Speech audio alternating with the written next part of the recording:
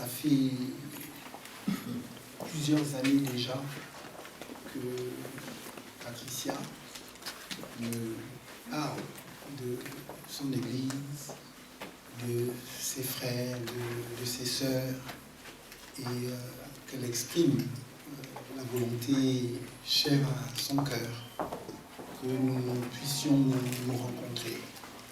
Alors, je suis très heureux. Alors, je suis très heureux. Vous pensez que je ne parle pas assez fort, c'est ça? Et comme il fait un peu froid, moi je suis un moteur diesel. Donc j'ai besoin d'un peu de temps pour me mettre en condition, mais je vous garantis que ça va aller. Amen, amen, amen. Donc voilà, donc je suis très heureux d'être là. Et nous allons avoir 3 jours. Aujourd'hui, samedi et dimanche, nous allons avoir 3 jours formidables. Amen, amen, amen. Formidables dans la présence de Dieu. On m'a demandé de me présenter, alors je vais essayer de le faire. C'est un exercice auquel je ne suis pas très habitué. Je suis Mike Joctam et je suis marié à la même femme depuis 22 ans. Amen.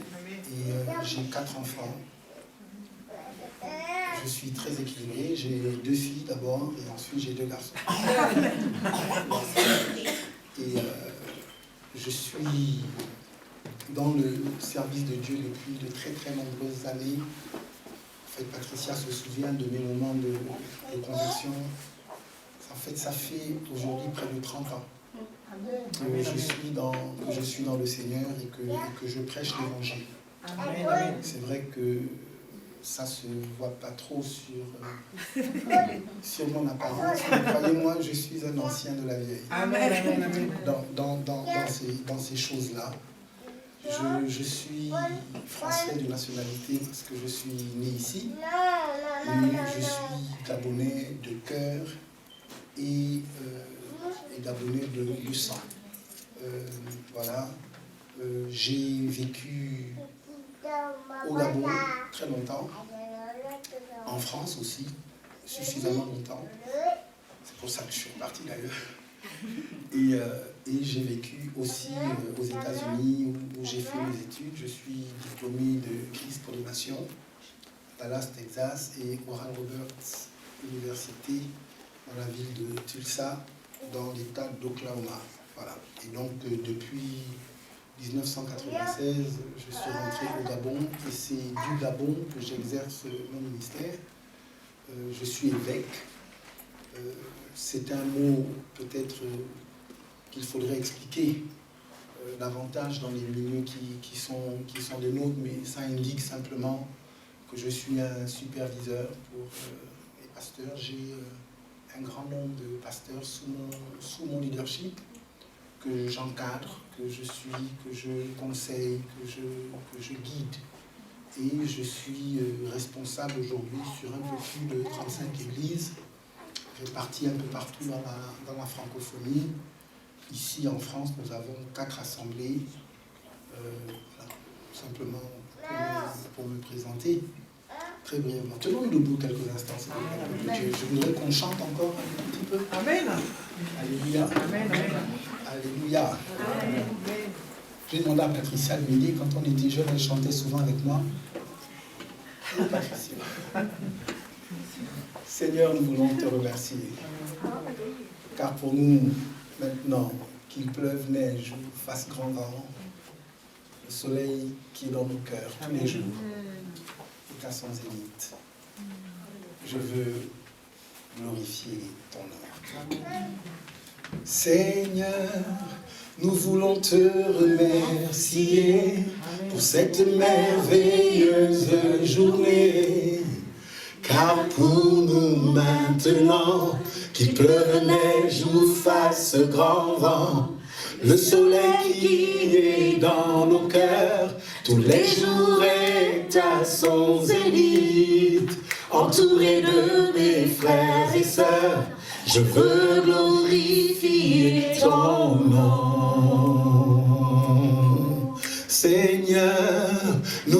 te remercier pour cette merveilleuse journée. Car pour nous maintenant, qu'il pleuve, neige ou fasse grand vent, le soleil qui est dans nos cœurs, tous les jours est à son zénith. Entouré de mes frères et sœurs, je veux glorifier ton nom. Que ton nom soit sanctifié, que ton nom soit sanctifié, que ton nom soit sanctifié. Que ton nom soit sanctifié, que ton nom soit sanctifié, que ton nom soit sanctifié, Seigneur. Seigneur, ce soir, au milieu du peuple qui t'appartient, à ton nom, je donne gloire. Je suis absolument certain, il n'y a aucun doute dans mon esprit, tu es unique en ton genre, parfaitement inégalé, inégalable. Il n'y a personne comme toi. Tu mérites notre louange, tu mérites notre adoration. Tu mérites que nous nous confions en toi, tu mérites que nous te suivions, tu mérites que nous nous soumettions à la prédication de ta parole. Oui, tu es le grand rabbi. Quand tu parles avec autorité et comme ayant autorité. Et nous voulons recevoir ce que tu as à nous dire. Ce soir, dans cet endroit, je soumets toute chose, tout esprit à la déclaration de ton esprit. Que les cieux soient ouverts. Et que ta voix se fasse entendre avec clarté au milieu de ton peuple, que ce soit comme cela. Éternel Dieu, dans le nom de Jésus, Amen. Amen, amen, amen. Asseyez-vous si vous le pouvez. Merci à chacun d'entre vous d'être là.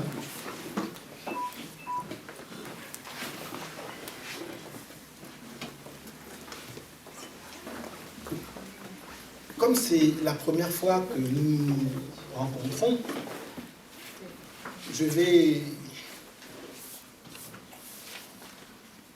parler avec vous sur des choses relativement simples. Alléluia. Mais qui, à mon sens, sont fondamentales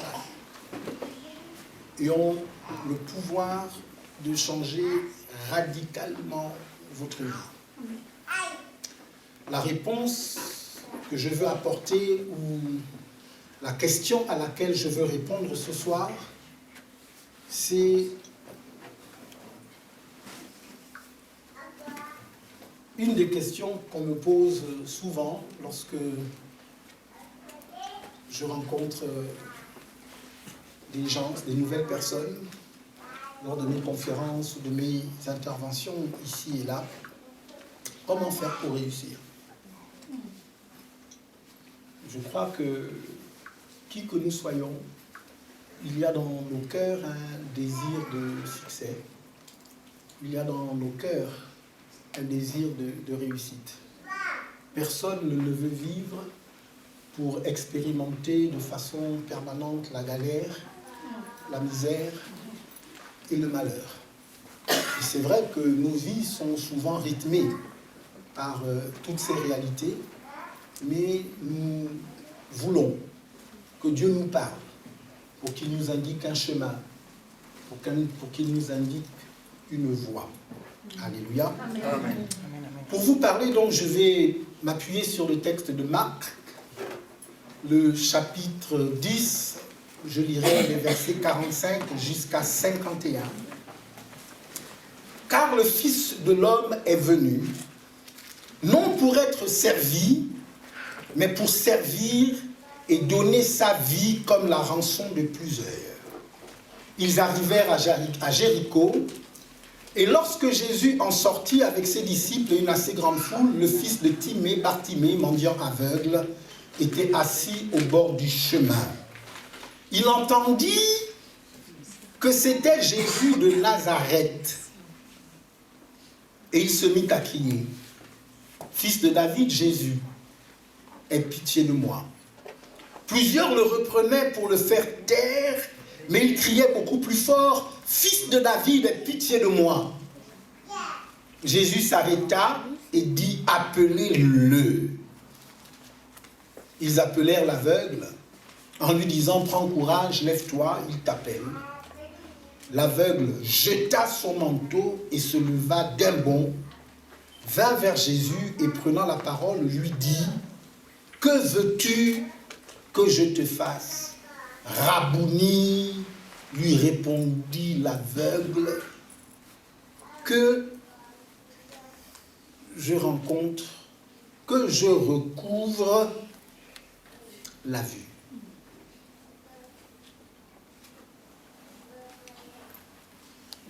Cette histoire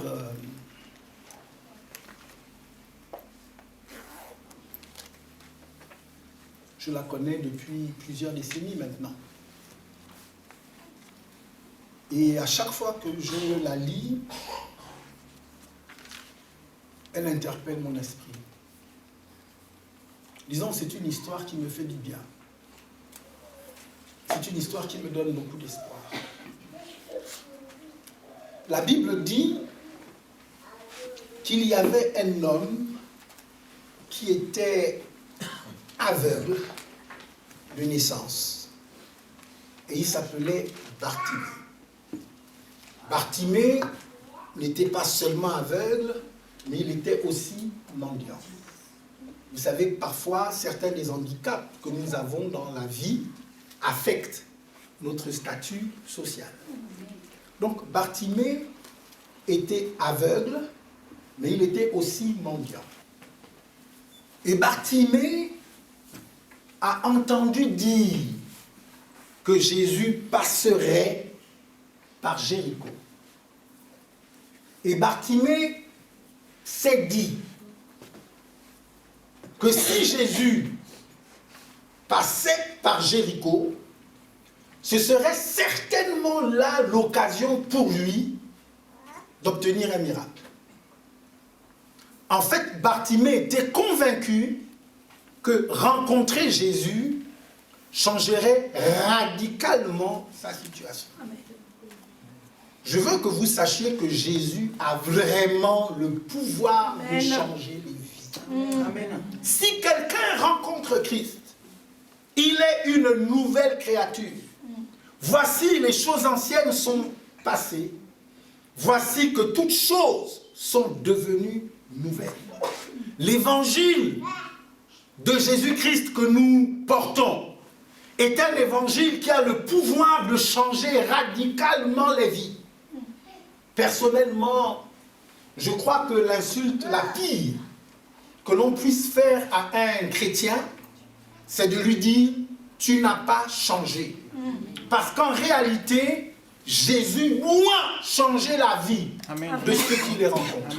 Lorsqu'un homme rencontre Christ, une nouvelle espérance commence. Amen. Quel que soit ce qu'a été son passé, quel que soit ce qu'est sa situation, Jésus a le pouvoir de changer la vie des hommes. Amen. Amen. Amen. Amen. Alléluia. Amen. Bartimée donc était au bord du chemin.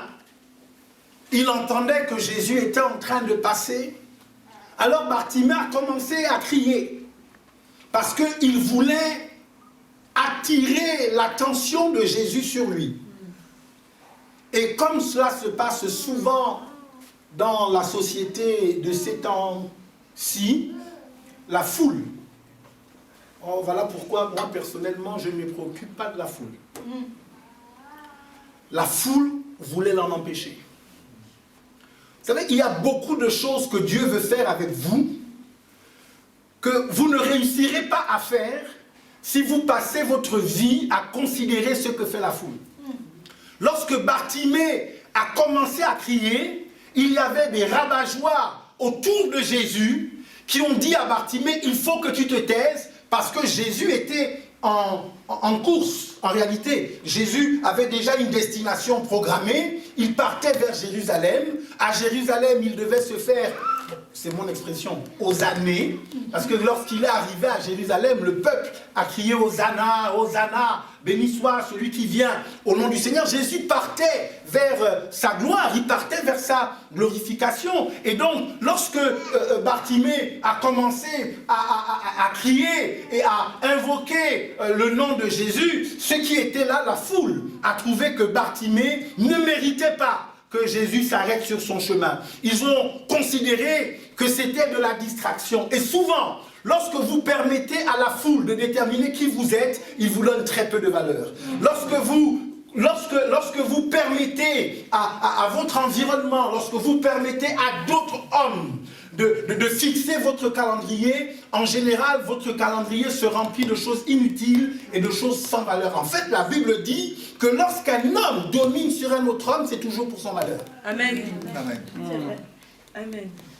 Mais la parole de Dieu déclare dans Jérémie, car je connais Alléluia. les projets Amen, amen, amen. que j'ai formés sur toi, et ce sont des projets de paix et non de malheur, afin de vous donner un avenir et de l'espérance. À la lecture de ce texte, je me suis posé une question. Un homme peut-il stopper Dieu? Un homme peut-il détourner Dieu de sa trajectoire? Un homme peut-il faire que Dieu change sa programmation?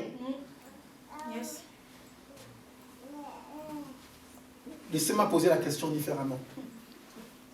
Quel est cet homme qui peut stopper Dieu?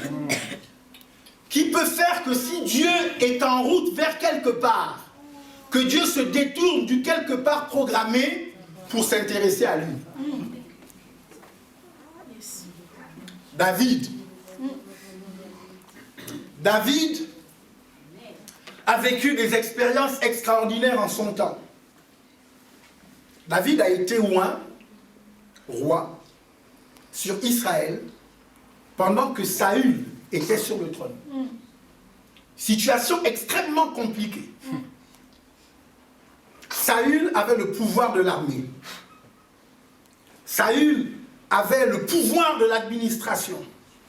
Saül avait pouvoir de vie et de mort sur tous ces sujets. D'ailleurs, lorsque les enfants d'Israël ont commencé à prier pour demander à Dieu de leur donner un roi, Dieu leur a dit, si vous avez un roi, ce roi aura droit de vie et de mort sur vous.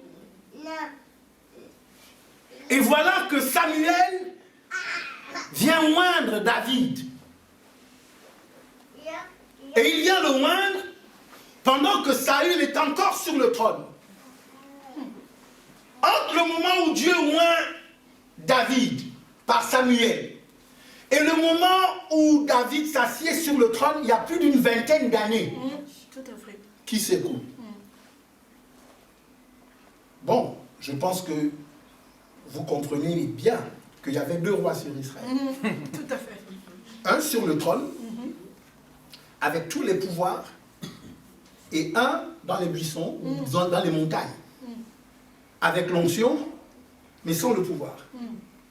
Ah, Dieu est capable de faire des choses bizarres. Amen, amen. Il peut faire des choses spéciales. Amen. Mais bref, David a vécu des situations terribles. Où, parce que pourchassé par Saül, il a été obligé de se cacher dans des grottes, dans des montagnes. À un moment donné, David pose la question, il dit, mais finalement, qu'est-ce que l'homme? Pour que tu t'intéresses à lui. Qui est le fils de l'homme? Pour que tu décides d'en prendre soin. Et puis plus tard, il répond lui-même, il dit, je te loue, Père, de ce que je suis une créature merveilleuse. Amen, amen, amen. Et mon âme le reconnaît bien. Quel est cet homme qui peut arrêter Dieu? Ou qui peut le détourner de sa course? Je dis un homme qui est dans le besoin. Amen. Yes. Un homme qui est conscient d'être dans le besoin. Amen, amen, amen. Un homme qui a faim et soif de quelque chose, cette chose ne se trouvant que dans la main de Dieu. Amen, amen. En fait, ce que je suis en train de te dire,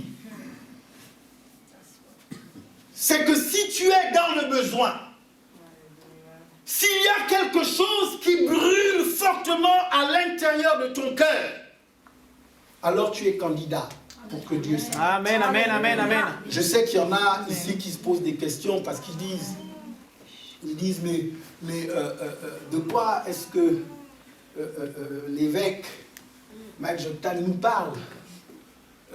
Ce n'est pas Dieu qui s'est arrêté, mais c'est Jésus. Mais vous savez que la Bible nous dit, quand Jésus habite corporellement, la plénitude de la divinité. Amen, amen. Jean 1:1, au commencement était le Verbe. Le Verbe était avec Dieu, le Verbe était Dieu. Amen. Tout ce qui a été fait par elle. Amen. En elle était la vie, et la vie était la lumière des hommes. Amen. Jean 1:12. Et à tous ceux qui l'ont reçu, elle leur a donné le pouvoir de devenir enfants de Dieu, lesquels sont nés, non pas de la volonté de Dieu, mais non pas de la volonté de la chair, mais de la volonté de Dieu. Amen, amen. Jean 1:14, cette parole s'est faite chair en Christ Jésus. Amen. Alléluia. Et elle a habité parmi nous. Amen, amen. C'est important que vous compreniez que toute l'histoire de la divinité tourne autour de Jésus-Christ. Jésus-Christ est le point focal de Dieu dans l'histoire des hommes. Tout ce qui a été fait par lui et pour lui. Amen. Jésus est le centre, il est au cœur de tous les discours divins depuis le commencement. Dans Genèse, Jésus est le Dieu créateur. Dans Exode, Jésus est l'agneau pascal. C'est d'ailleurs comme ça que plus tard, Jean le Baptiste va le reconnaître. Les hommes voient un homme, mais Jean le Baptiste voit un animal. Il dit, voici l'agneau de Dieu qui ôte le péché du monde. Dans Lévitique, il est à la fois le sacrificateur et le sacrifice offert pour le pardon de nos péchés. Amen. Dans Nombre, il est la nuée pendant le jour. Il est la flamme de feu pendant la nuit. Il est le serpent d'airain qui est élevé dans le désert. Amen. Dans Deutéronome, c'est lui notre prophète. Dans Josué, il est l'auteur de notre salut. Dans Juge, il est notre libérateur, c'est lui qui donne la loi. Dans Ruth, il est notre parent rédempteur. Dans 1 et 2 Samuel, il est le prophète en qui nous avons confiance. Dans les rois et les chroniques, il est le roi assis sur son trône. Amen. Dans Esdras, c'est lui le scribe fidèle. Amen. Dans Néhémie, il est celui qui rebâtit les murs brisés des vies humaines. Dans Esther, il est Mardoché, c'est notre avocat. Dans Job, il est notre rédempteur qui vit à jamais. Car il est écrit, je sais que mon rédempteur vit. Il est celui qui restaure les vies brisées. Dans les psaumes, il est notre berger. Amen. Il est notre tout en tous. Amen. Dans Proverbes, il est notre sagesse. Dans Ecclésiaste, il est le but ultime. Il est notre raison de vivre.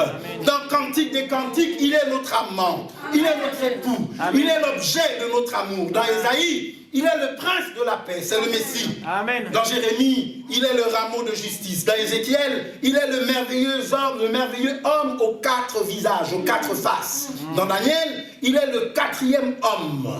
Dans les fournaises ardentes de la vie, dans Osée, il est l'époux fidèle. Dans Joël, il est celui qui baptise du Saint-Esprit et de feu. Dans Amos, il est celui qui porte nos fardeaux, tous nos fardeaux. Dans Jonas, c'est le grand missionnaire. C'est l'instrument de réveil entre les mains de Dieu. Dans Michée, il est le messager qui proclame l'évangile de la paix. Dans Naoum, il est celui qui venge les élus de Dieu. Dans Habakkuk, il est l'intercesseur, celui qui prie, qui demande à Dieu avec ferveur, accomplis ton œuvre dans le cours des années et dans ta colère et compassion de tous. Dans Sophonie, c'est notre sauveur. Dans Agé, il est celui qui dit « L'or et l'argent m'appartiennent ». Dans Malachie, il est le soleil et la justice s'élevant avec la guérison sous ses ailes. Amen. Dans Matthieu, il est le Christ. Il est le Messie. Dans Marc, il est l'homme qui fait des miracles. Dans Luc, il est le Fils de l'homme. Dans Jean, il est la parole faite chair. Il est le Fils de Dieu. Dans Actes des Apôtres, il est le Saint-Esprit. Dans Romains, il est celui qui fait que toute chose concourt au bien de ceux qui aiment Dieu et qui sont appelés selon ses desseins. Dans Romains, dans Galates, il est celui qui nous rachète de la malédiction de la loi. Dans Éphésiens, il est l'incompréhensible richesse. Dans Philippiens, il est le Dieu qui pourvoit à tous nos besoins. Dans Colossiens, il est celui en qui habite corporellement la plénitude de la divinité.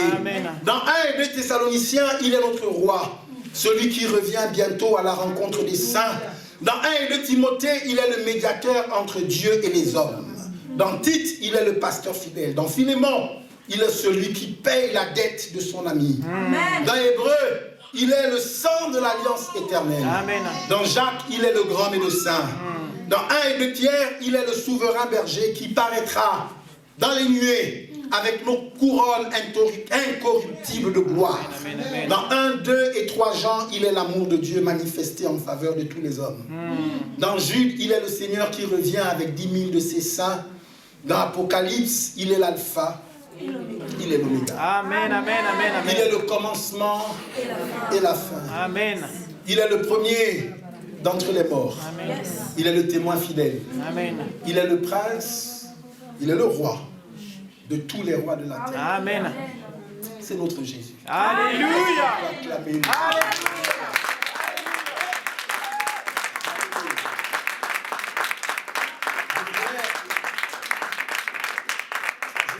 Que quelqu'un comprenne que quand Jésus s'arrête, c'est tout le système de Dieu qui s'arrête. Amen, amen, amen.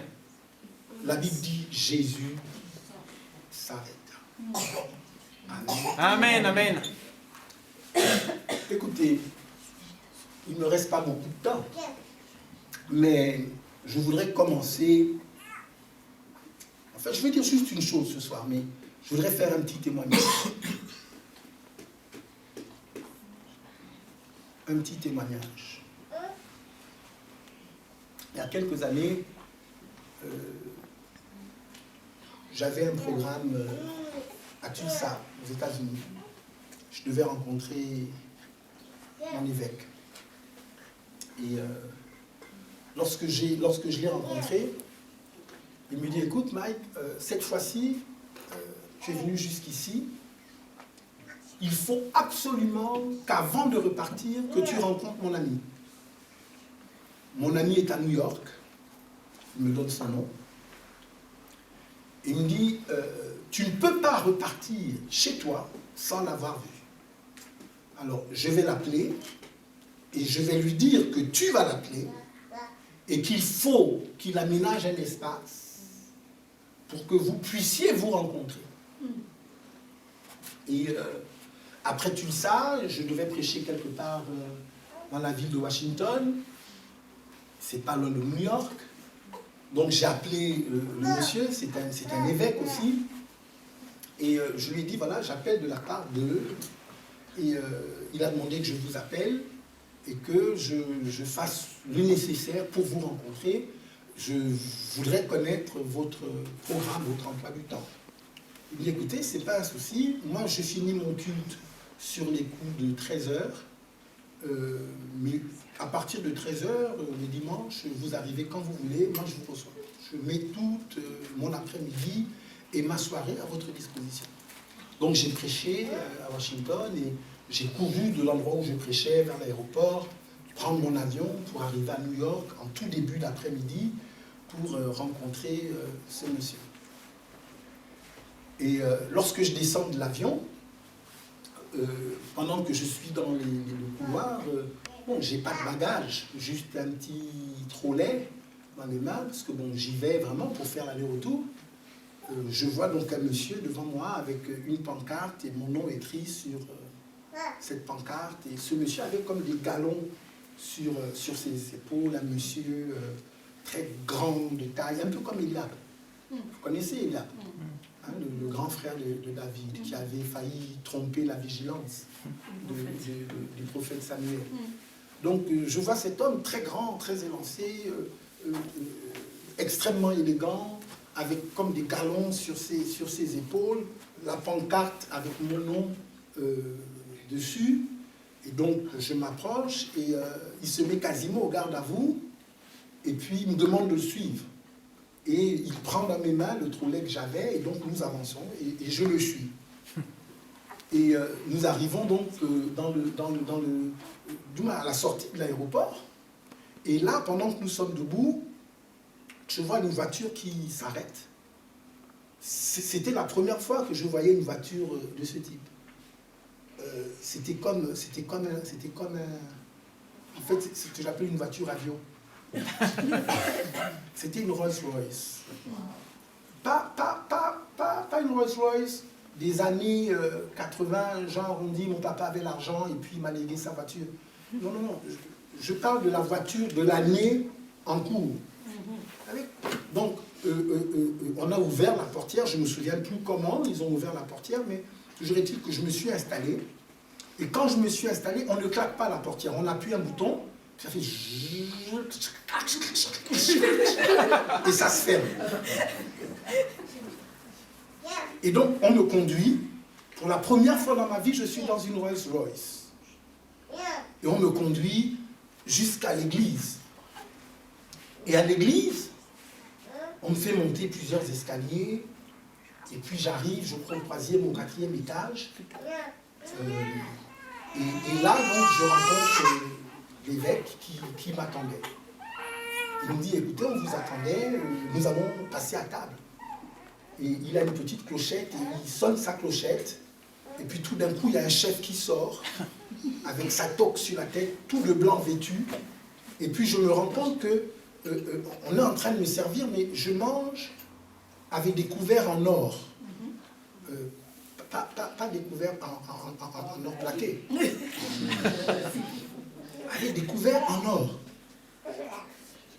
Et donc, d'abord, je suis surpris parce que lorsque j'arrive, l'évêque est tellement content de me voir, c'est comme si nous nous connaissions depuis de très très nombreuses années, l'accueil est chaleureux, et je me demande pourquoi je suis reçu de cette façon-là.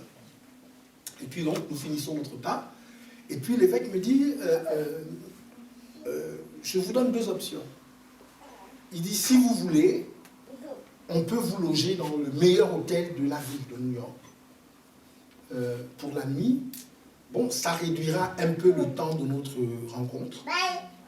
Mais moi, je vous propose l'hospitalité de ma maison. Ça permettra que nous puissions échanger plus longtemps et même une bonne partie de la nuit. Donc je lui dis, écoutez, évêque, j'accepte l'hospitalité de votre maison. Et voilà comment... donc, on me demande de descendre dans le sous-sol pour être conduit. Mais sur le chemin, on me fait quand même visiter l'église. Et puis, l'église est à peine plus grande qu'ici. C'est-à-dire, je parle de la salle de culte où la congrégation se réunit chaque semaine. Donc, à peine plus grande, peut-être... asseoir maximum une 40aine, une 50aine de personnes. Donc je traverse la salle, on m'explique, voilà, l'évêque prêche à partir d'ici. Bon, je me rends bien compte que je suis dans une salle high-tech. Chaque chose est à sa place. Et, bon, je me rends bien compte de ça, mais je me rends compte aussi que la salle est vraiment étroite. Mais je dis rien, parce que je suis encore impressionné, je suis encore un peu dans les vapes. Et donc, je me laisse conduire. Et puis, donc, nous descendons dans le sous-sol. Et puis, on me dit, bon, mais que l'évêque va partir dans sa voiture. C'était la Rolls-Royce. Donc, je le vois partir. Et puis, il y a une Bentley dans laquelle on m'emmène. Puis, je monte dans la Bentley. Et puis, nous roulons. Et nous arrivons dans une maison. J'avais jamais vu ça auparavant. Et lorsque je me renseigne un tout petit peu, c'est une maison qui valait 13 millions de dollars. Donc vous imaginez un peu le genre de maison que c'est. À l'intérieur, il y avait des écrans plasma, même dans les toilettes. Quelque chose de gigantesque. extrêmement sophistiqué, vraiment une modernité. Donc j'ai beaucoup de questions dans mon esprit. J'ai beaucoup de questions dans mon esprit. Et je veux résumer, je veux raccourcir l'histoire. À un moment donné, je dis au pasteur, à l'évêque, je lui dis vraiment merci de me recevoir. Et je voudrais comprendre quelque chose. Vous faites combien de cultes? Puis il me dit non, on fait un seul culte. Il me dit nous sommes une église un peu spéciale. Les gens font des demandes pour entrer dans notre église. Certains attendent depuis 10 ans. Comment ça? Il dit non, la particularité de mon église, c'est que dans mon église, tout le monde est multimilliardaire. Il dit, il y en a 2 qui ne le sont pas encore, mais qui sont en train de le devenir. Alléluia. Et moi, la particularité, c'est qu'aucun de ceux qui sont multimilliardaires dans mon église ne l'était avant d'entrer dans l'église. Il dit, moi, j'étais pasteur, et à un moment donné, j'en ai eu marre de gérer des problèmes. Je me suis dit, tant qu'à faire, je veux m'occuper des solutions. Amen. Intégrer l'église, il faut faire la demande. Et on étudie ton dossier, on prie, et puis on fait rentrer les gens au compte-gouttes. Il y en a peut-être 3 ou 4 qui rentrent chaque année. Donc il dit, nous sommes à peu près 40.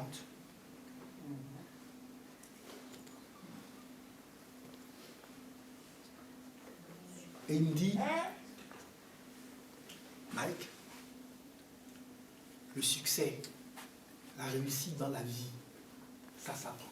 Amen, amen. Il dit, il n'y a pas de fatalité. Ça s'apprend.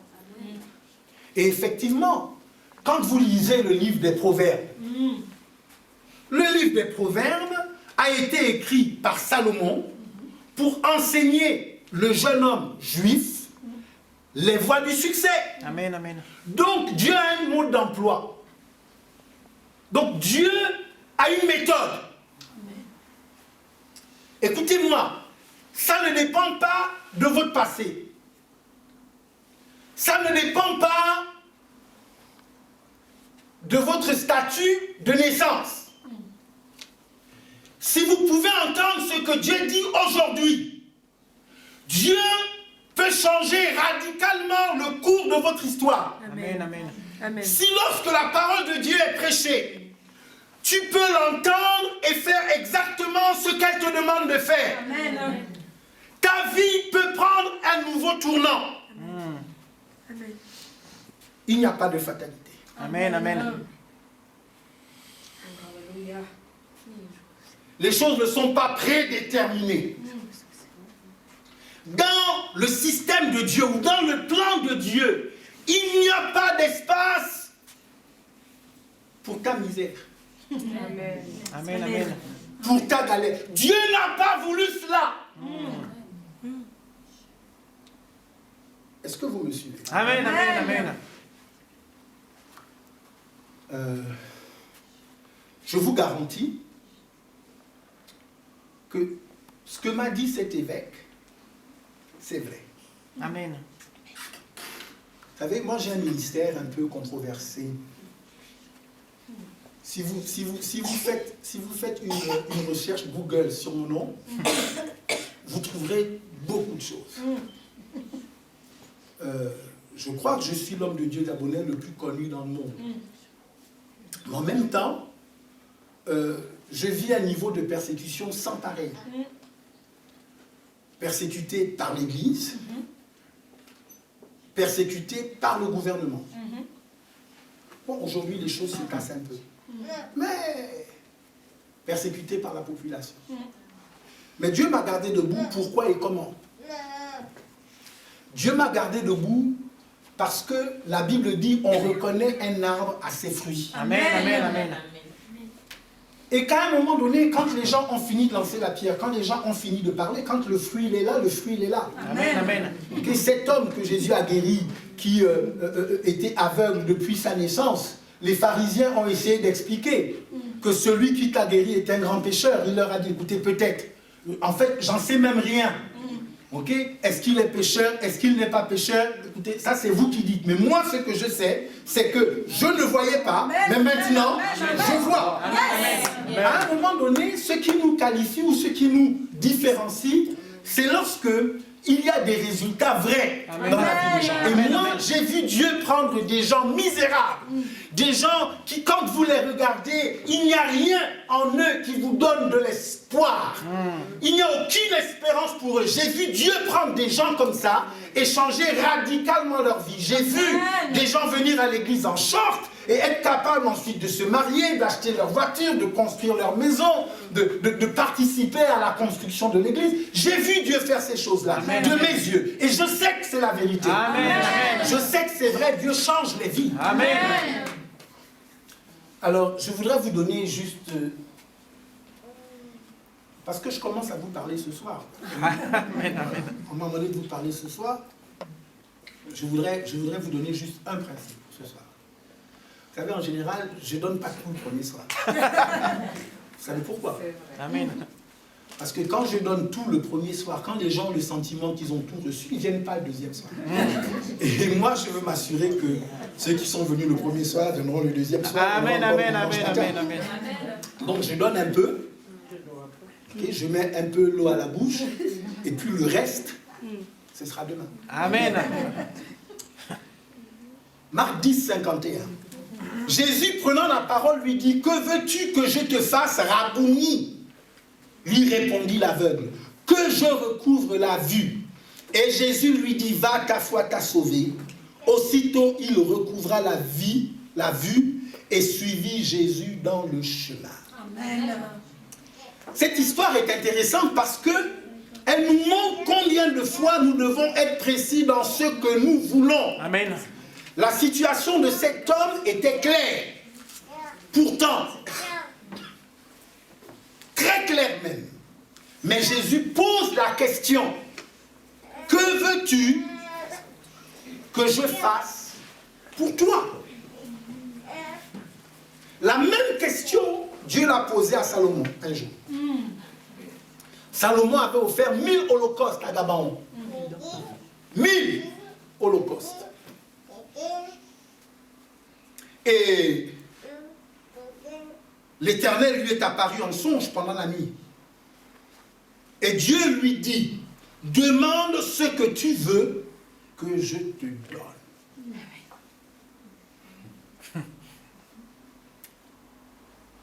C'est quand cette question est clairement posée que l'on comprend pourquoi les gens ne reçoivent pas leur miracle. Un jour, je suis arrivé à l'église. Il y a peut-être 4 ans. Non, un peu plus, 5 ans. Et dans cette période-là, je passais beaucoup de temps à prier. Et j'ai eu une inspiration dans mon esprit. Il m'arrive d'avoir des inspirations dans mon esprit. Et donc je suis descendu, déterminé à ce que quelque chose se passe ce soir-là au culte. Amen. C'était un mercredi soir. Je suis descendu avec des feuilles blanches que j'ai distribuées à toute la congrégation. Je leur ai dit, je voudrais que vous écriviez sur cette feuille blanche un sujet de prière, pas 2. 1. Je voudrais que vous me disiez sur ce papier, qu'est-ce que vous voulez que Dieu fasse pour vous dans l'année qui commence. J'ai dit, c'est une instruction prophétique.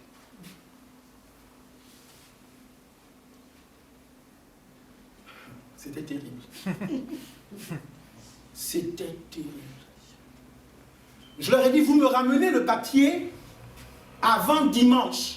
Ceux qui peuvent, dans la semaine, vous passez au bureau, me déposez votre papier pour que je... Tu te souviens de ça? J'ai dit, ceux qui ne peuvent pas, dimanche matin, emmenez votre papier. J'ai dit, ce que je vous demande, écrivez votre nom à droite de votre feuille. Votre nom, votre prénom. Ensuite, ce que vous voulez que Dieu fasse pour vous. Disons, mettez-vous dans la peau de Salomon. Dieu t'apparaît et il te dit, qu'est-ce que tu veux que je fasse pour toi? Et maintenant, toi, tu réponds à cette question en écrivant. Je leur ai dit, soyez précis. D'abord, ce qui s'est passé, c'est que pendant la semaine, il y a des gens qui ne m'ont jamais rendu leur papier. C'est extraordinaire de voir la capacité qu'ont les chrétiens de venir à l'église, d'écouter et de faire exactement le contraire de ce qu'on leur demande. Amen, amen. Je dis, il y en a qui n'ont pas jugé utile de me renvoyer le papier, en guillemets, prophétique. Il y en a qui ont substitué la feuille que je leur ai donnée à une autre feuille. Ça veut dire, quand ils sont venus me donner leur réponse, c'était écrit sur un papier qu'ils ont déchiré dans un cahier à la maison. Donc, ils ont pris la feuille que je leur ai donnée et ils l'ont jetée. En fait, ça indique combien de fois les gens peuvent être réfractaires au sacré. Parce que, qu'est-ce qui différencie? Écoutez, voilà. Ça. C'est un verre comme tous les verres. Je pense qu'on l'achète dans le supermarché. Sauf que, quand il entre à l'église, et qu'on a prié pour le verre, parce que c'est maintenant un verre qui est utilisé pour faire des choses saintes dans la maison de Dieu. Ce verre n'est plus le verre du supermarché. Amen, amen, amen. Ça devient un verre sacré. Je ne sais pas si vous comprenez. Amen, amen. Et donc, on ne peut plus traiter ce verre comme on traite le verre du supermarché. Amen, amen. Ce qui fait la différence entre le sacré et le profane, c'est le fait que le sacré est introduit dans la présence de Dieu. Amen, amen. Souvent, on verse l'huile sur un objet et il devient sacré. Ici, je suppose que c'est une salle qui a été construite, ce n'était pas pour être une église. Mais sauf que c'est devenu une église. Donc, quand vous franchissez la porte de ces lieux, vous oubliez que ça a été construit pour être une école d'informatique. Amen. Quand vous franchissez ce lieu, vous savez que vous êtes maintenant dans la maison de Dieu. Amen. Ça devient un espace sacré. Amen. Vous ne pouvez pas ici faire les choses que vous faites là-bas. Alors, les chrétiens, ils m'ont ramené, certains, ils ont été déchirés des papiers dans leur maison. Ensuite, quand j'ai commencé à lire, un à un, c'est-à-dire qu'à un moment donné, je voulais perdre connaissance. J'ai eu des maux de tête, la tension est montée. Le point de départ de ton miracle, c'est que toi, tu dois savoir ce que tu veux. Amen, amen, amen. Qu'est-ce que tu veux que Dieu fasse pour toi? C'est une question fondamentale. À cette question, beaucoup répondent par des banalités, des généralités du type. En fait, ils donnent des réponses qui sont confuses. Quelqu'un m'a dit, mon évêque, moi je veux être un peu plus heureux. Mais ça ne veut rien dire être un peu plus heureux. Je veux aimer le Seigneur de tout mon cœur.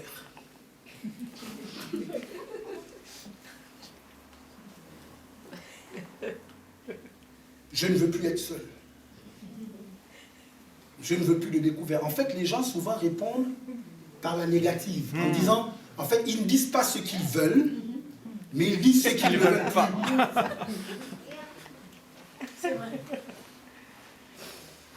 Il faut savoir ce que tu veux. Amen, amen. Je pousse un peu. Oui, oui. Amen, amen. Enfin, il me reste combien de temps? Du temps. Il y a du temps. Tout le temps. Lorsque Dieu parle à Abraham. Il fait à Abraham une promesse.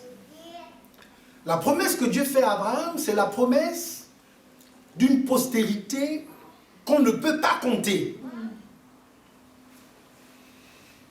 Mais quand vous étudiez la vie d'Abraham, quel cheminement? D'abord, il ne s'appelle pas Abraham, il s'appelle Abraham. Pendant toute sa vie, lui et sa femme n'ont pas été capables d'avoir un enfant. Dieu lui dit, tu seras le père d'une multitude.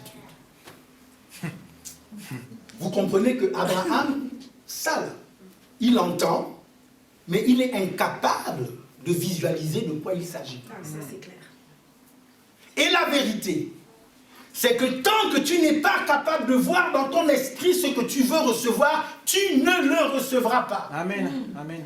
Amen. Amen. Oh oui. Avant de recevoir, il faut avoir vu. Amen.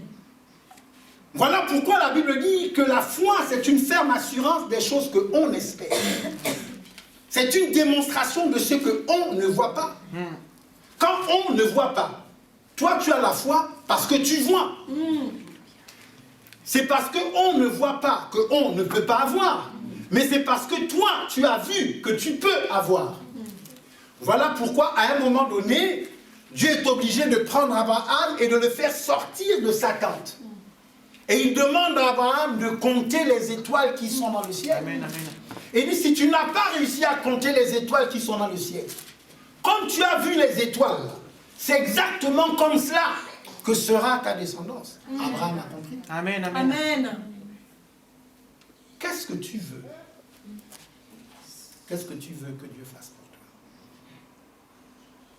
Je dis, c'est vraiment la question fondamentale que je voudrais que tu te poses en ce début de fin de semaine. Je suis venu à l'église, mais quelles sont mes attentes? Qu'est-ce que je veux que Dieu fasse dans ma vie? Je veux vous donner un deuxième exemple. Oui, j'ai des difficultés, je n'ai pas encore commencé vraiment à prêcher.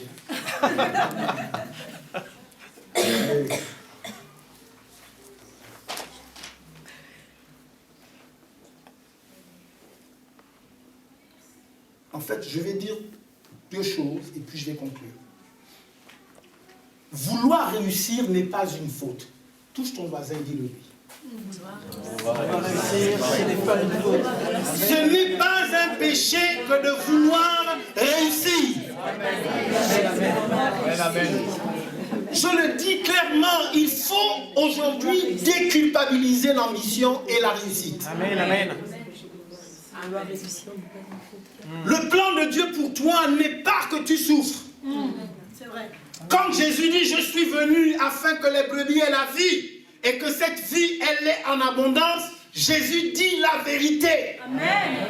Lorsque la salutation est faite dans 3 Jean 2, je souhaite que tu prospères à tous égards, comme prospère l'état de ton âme. C'est l'expression du cœur de Dieu. Amen. Amen. Amen. Dieu n'a créé aucun homme pour le malheur. Amen. C'est vrai. Amen. Ça c'est vrai. Ça c'est vrai. Je veux dire un tout petit peu plus. Le succès est un droit. Amen. Alléluia.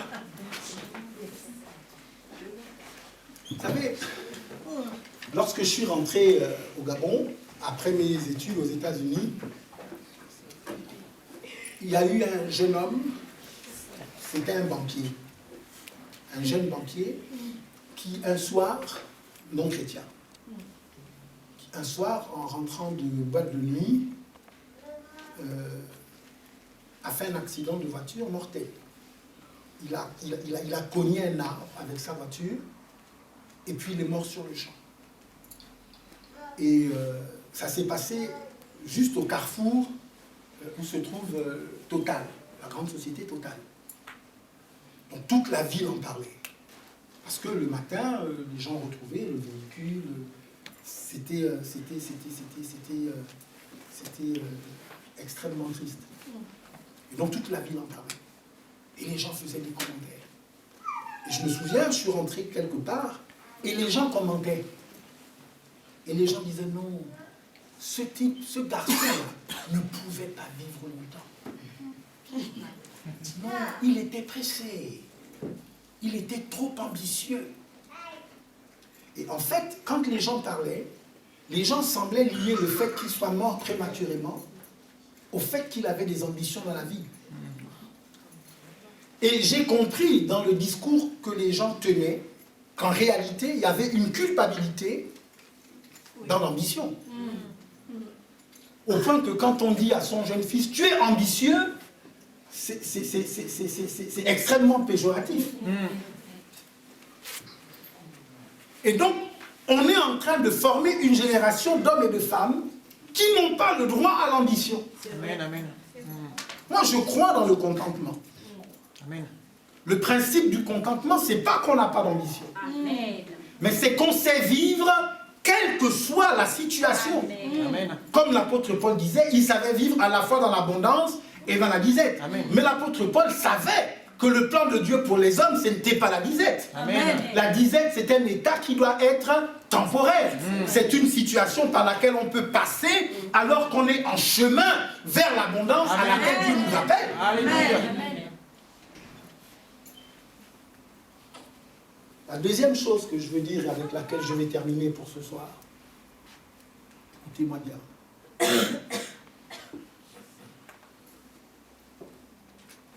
C'est qu'il n'y a rien que tu aies fait qui puisse justifier que tu sois dans la galère. Contrairement à ce que nous enseigne la religion, Dieu n'est pas à l'affût. Il n'est pas à la recherche d'un moyen de nous frapper et de nous faire payer le prix de nos fautes et de nos manquements. Il faut que l'Église soit délivrée de ce christianisme fondé sur la performance. Si quelqu'un a été performant, c'est Jésus. Amen, amen. La Bible dit qu'il a été sans péché jusqu'au bout.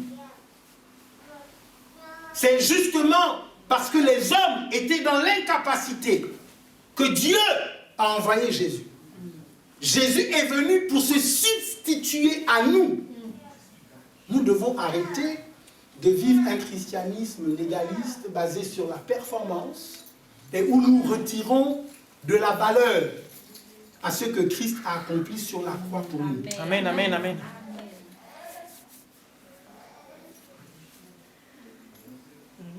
C'est la raison pour laquelle d'ailleurs Moïse n'est pas entré dans la terre promise. La loi ne rentre pas dans la terre promise. Aucun d'entre vous ne sera sauvé par la loi. Le salut se trouve en Jésus et en Jésus seul. Amen. Martin Luther et les autres se sont battus pour établir le fait que le salut est une grâce et que cette grâce ne s'obtient que par la foi. Amen. La foi en Dieu et en l'œuvre qu'il a accomplie au travers de Christ Jésus. Alléluia. Amen, amen. Tu as le droit de réussir. Amen. Tu as le droit d'aller loin. Amen. Tu as le droit d'être un champion. Amen. Alléluia. Amen. Je voudrais m'arrêter là pour ce soir. Il est 21h. J'avais vu dans le prospectus que ça terminait à 21h. Alléluia. Mais ce qui va se passer demain, je ne maîtrise pas bien le programme. Je sais que le matin, je suis avec des hommes de Dieu, des choses comme ça, c'est ça. Mais il y a encore une plénière le soir. Le soir, je terminerai ce que j'ai commencé de vous dire et je prierai. Amen. Amen. Parce que je crois que le discours ne suffit pas. Même si le discours n'est pas neutre. Amen. Amen. Je dis, mes paroles sont esprit et vie. Amen. Il n'y a pas de neutralité dans les paroles, dans les mots qui sont utilisés. Okay? La Bible dit que alors que Pierre prononçait ces mots, le Saint-Esprit est descendu sur ceux qui étaient rassemblés. Amen. Les mots ne sont pas neutres. Il y a de la vie, il y a un mystère, il y a une substance divine qui entoure les mots Amen. que nous annonçons. Mais en plus de ça, Je crois en la grâce qui peut communiquer par la prière. Amen. Alléluia. La Bible dit que Josué était rempli de l'esprit de sagesse parce que Moïse avait posé ses mains sur lui. L'apôtre Paul dit, il faut que je vienne jusqu'à vous afin de vous communiquer quelques grâces. Amen. Amen. Donc demain, si Dieu fait grâce, si Dieu le permet, je terminerai de parler courtement et puis on aura un petit temps où on priera. Alléluia. Pour que Dieu Amen. fasse des choses extraordinaires, surnaturelles, puissantes, merveilleuses, admirables, Alléluia. recommandables dans Amen. nos vies. Amen. Amen. Voilà, que Dieu vous bénisse.